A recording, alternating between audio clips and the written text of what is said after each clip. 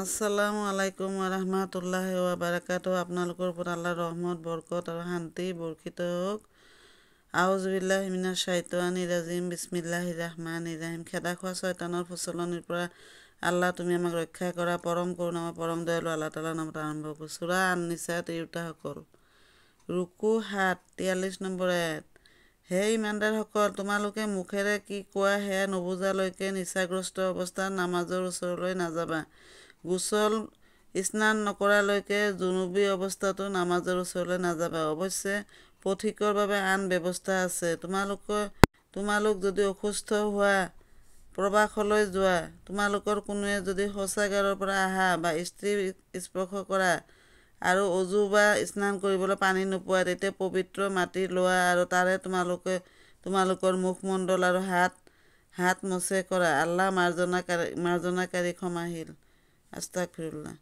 44 number আয়াত। তুমি লক্ষ্য কৰা নাইনে, যিবিলাকক মই পুথিৰ কিছু জ্ঞান দান কৰিলোঁ, সিহঁতে ভ্ৰান্তি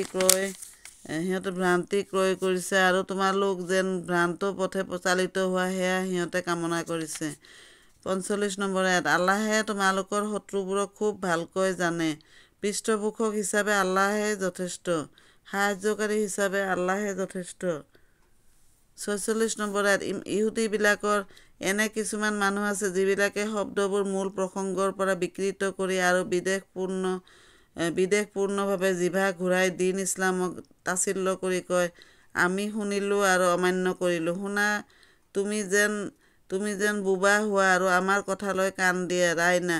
কিন্তু সিহঁতে যদি ক'লেহেঁতেন, শুনিলোঁ আৰু মানিলোঁ, শুনা আৰু আমালৈ চোৱা, সেয়া সিহঁতৰ কাৰণে অতি উত্তম আৰু সংগত হ'লহেঁতেন। কিন্তু সিহঁতৰ অবিশ্বাসৰ কাৰণে সিহঁতৰ ওপৰত আল্লাহৰ অভিসম্পাত পৰিছে। সেয়েহে সিহঁতৰ অতি কম সংখ্যক মানুহেহে ইমান আনে।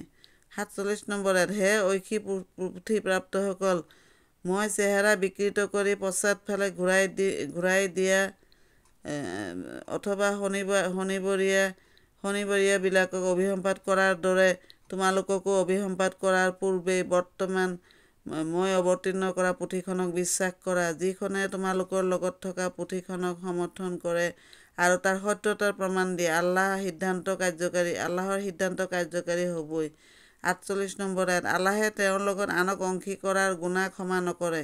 ইয়াৰ ব্যতীত আন যিকোনো গুনাহ যাকে ইচ্ছা মাফ কৰি দিয়ে। যি আল্লাহৰ লগত আনক অংশী কৰিলে, সি ভয়ংকৰ মিছা কথা ৰচি মহাপাপ অৰ্জন কৰিলে।